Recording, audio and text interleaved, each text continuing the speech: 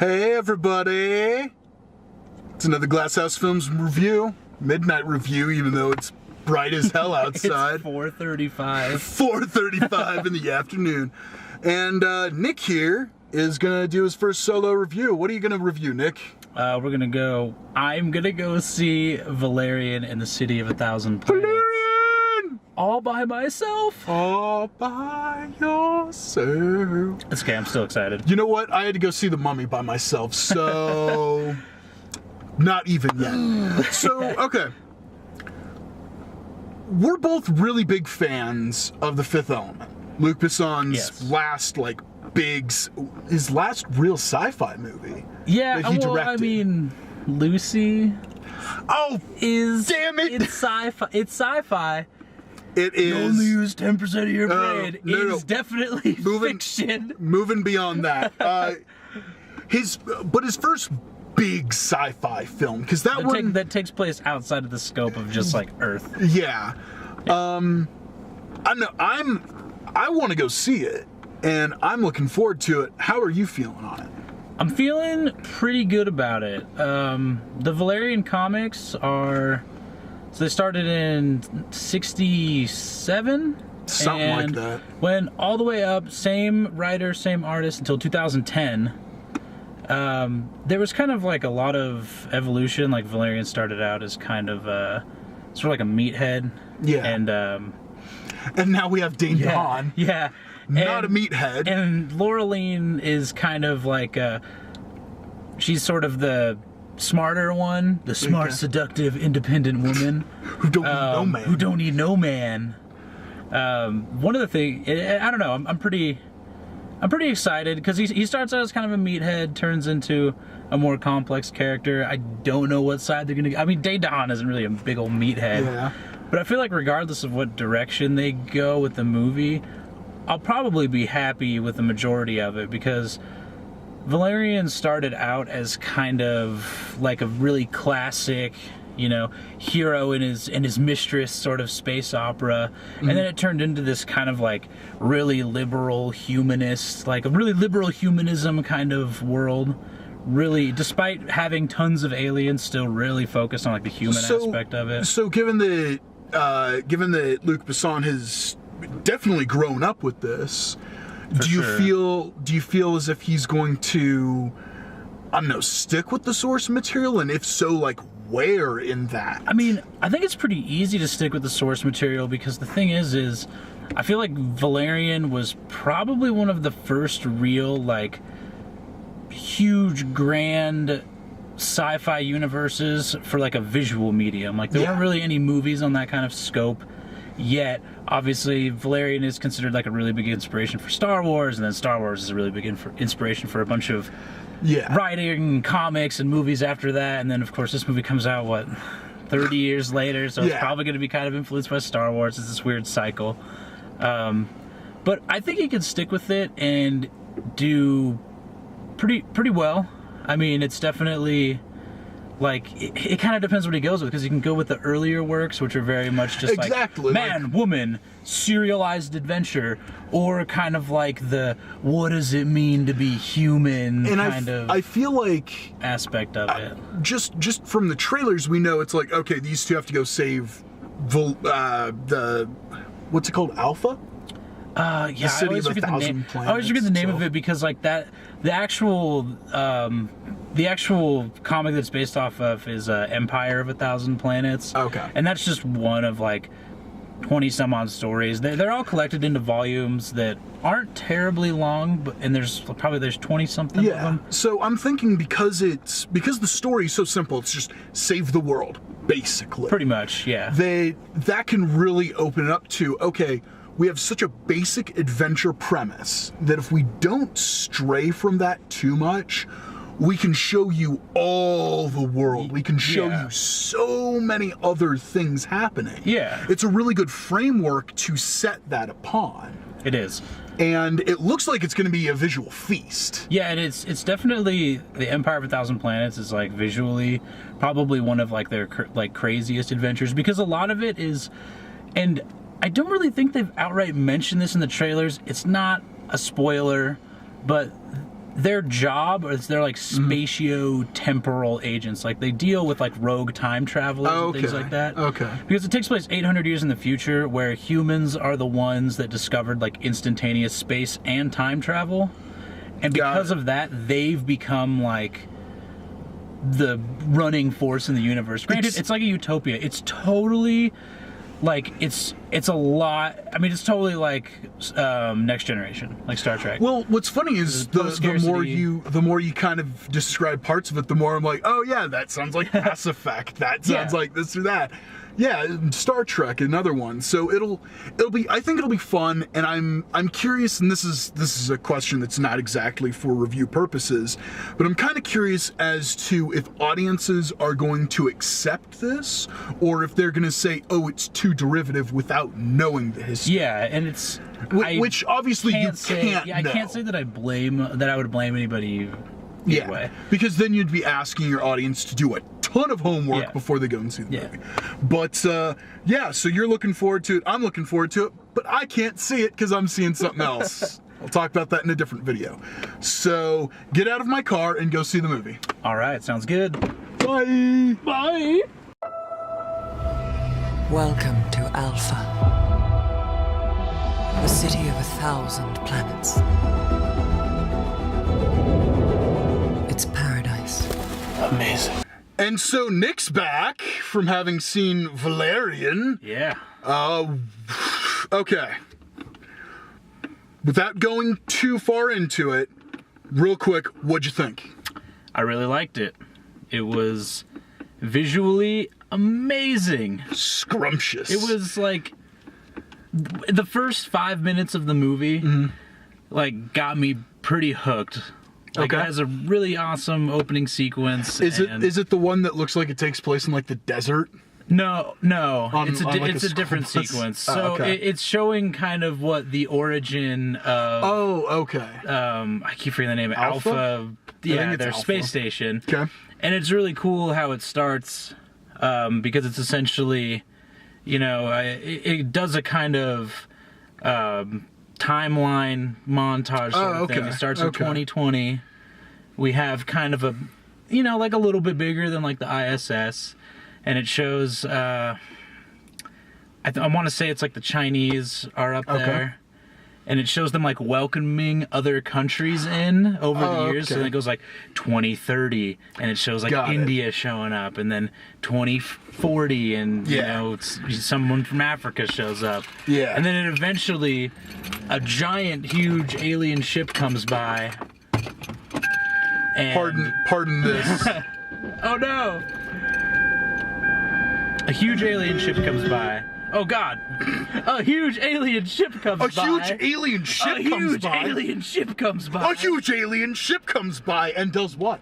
And they're just like, hey, what's up? We're at your space station. And that's like the start of so they're welcomed the same way all the other countries are. Yeah. And it's like, it's this hilarious, like, every time they greet someone, it's like with a handshake, and then it's this montage of them shaking or trying to shake hands with all these other aliens, and then it eventually cuts to like present day. Okay. And they decide, because this station's now mobile, to just shoot it off into space, make it its own thing, and that's the start of the movie. And it's like visually awesome. The song they play, I don't want to spoil it, but the song they play just fits like perfectly.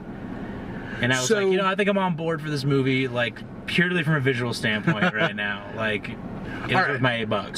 So riddle me this: what is the movie itself about? Is it pretty much just go save the movie is just, Alpha? Yeah, the movie is like just the super classic like, space opera. It doesn't really deal with too much of like the humanist stuff we talked about earlier. Like, that's kind of how like later Valerian is. This is very much like what the early Valerian comics were. So this is the plot is just a framework to hang like all the visuals and just get you immersed in the world. Yeah, and I don't think that the story is like too groundbreaking.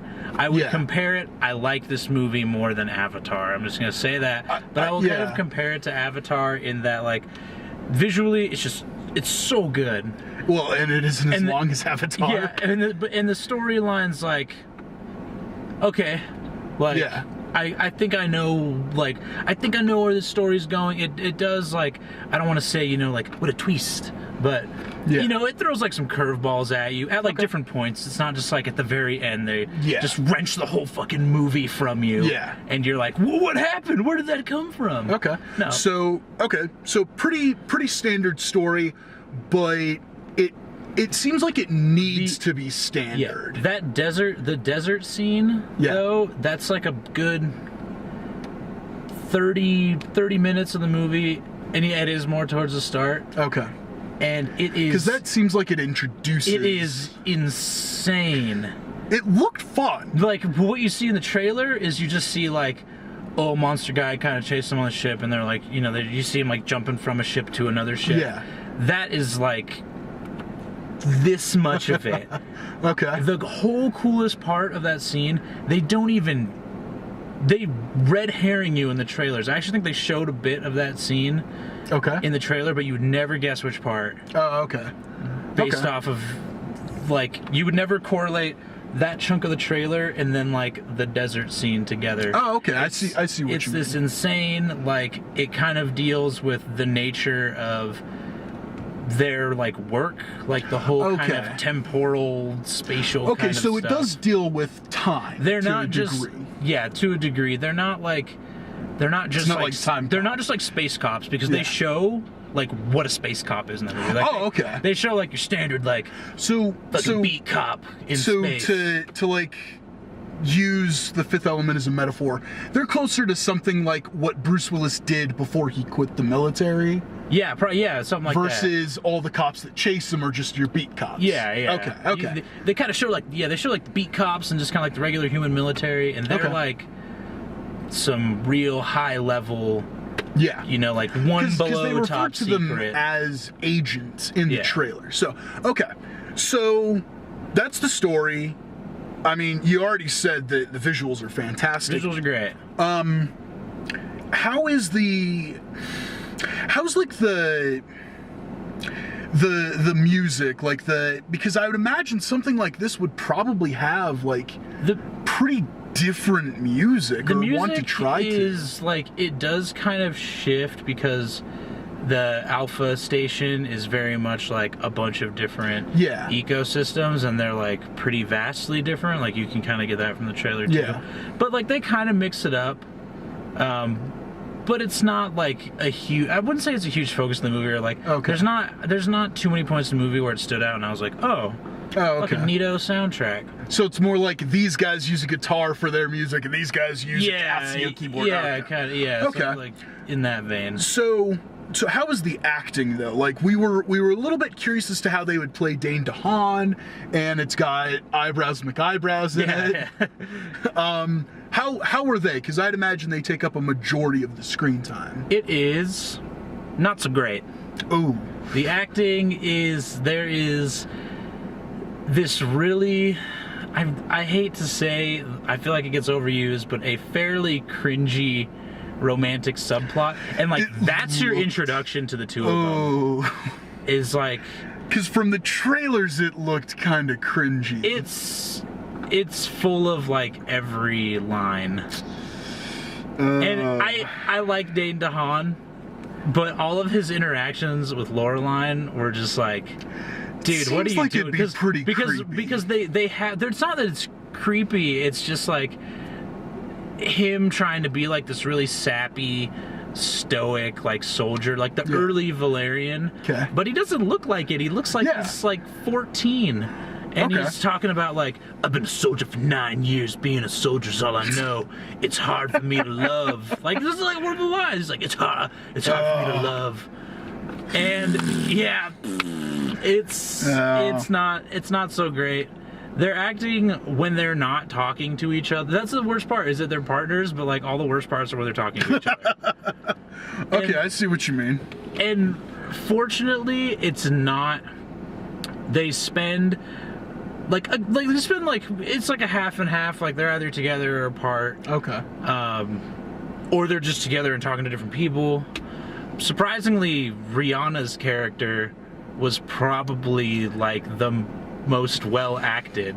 I've heard that a little bit, so that's great for the upcoming. That's great. Rihanna, Yeah. Lupita Nyong'o. Maybe she'll make it one day in the world. That up and coming Rihanna.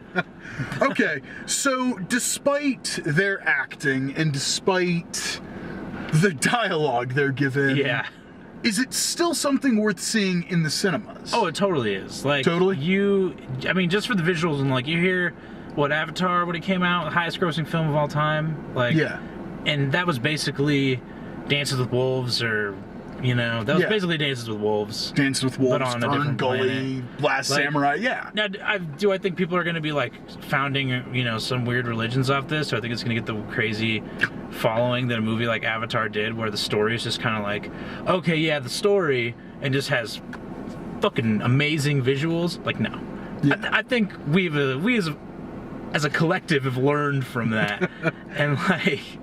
So is this going to go on to become a cult film? Like, is this going to become something where, we love it 15 years down the line, but it's not so we've loved had now. the discussions about how 80s and 90s technology Yeah. in movies doesn't date itself because they're usually doing something in like movies in the 80s and 90s that showcase technology.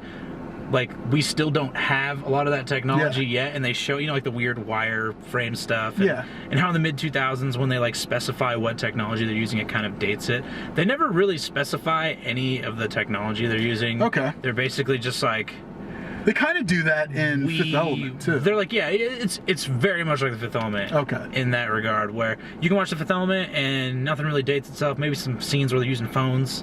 Yeah. And you're like, okay, no one The would be scene using... where they use Luke Perry. Yeah, like, it's like you never see anybody Yeah. using a phone in the future. Okay. They don't really do they don't really, it's not really dated Okay. at all. Like, everything's Okay. very much like, that's the first time I've seen any technology like that. Cool. So, beautiful visuals. Decent enough story. Like, decent enough story. Like, enough to keep you hooked. You're not Yeah. just like, oh, when's this gonna be over? This movie's 2 hours too long. Or Yeah. like, I wanted a 40-minute movie. Yeah. Okay acting. Yeah, okay acting. Script. Yeah. But still, based on just the visuals alone, Totally worth it. go see it. Yeah, Okay. just like, real hard when the Valerian Loreline scenes happen, and there's All right. probably 4, 5 of them. 4 or 5 And they're- too and- many, and it it's seems like. it's like never. It can never just be one line. Yeah. It's like 4 or 5 scenes. Okay. But in an almost 3-hour movie, you can kind of just like grit and bear it. Okay. But All right, well, get through seems... that, it's great. I mean, I'm definitely going to go watch it, so thanks for reviewing it for me. And next week... Crap, what do we have next week? Is it... I don't know. It's Atomic Blonde, I think. Let's say the 20th. Yeah. Yeah, 27th, 28th. Yeah. Yeah, Atomic Blonde, yes! Oh, all right, well, thanks for reviewing it for me. Yeah, if you want to see more of him reviewing stuff for me, check us out, youtube.com/glassfilmshouse. Yes, I got it right the first time and then messed it up from there. Facebook.com/glasshousefilms. Follow me on Twitter @glasshousefilms. Thank you so much for watching, and check out our Dunkirk review, which also comes out today.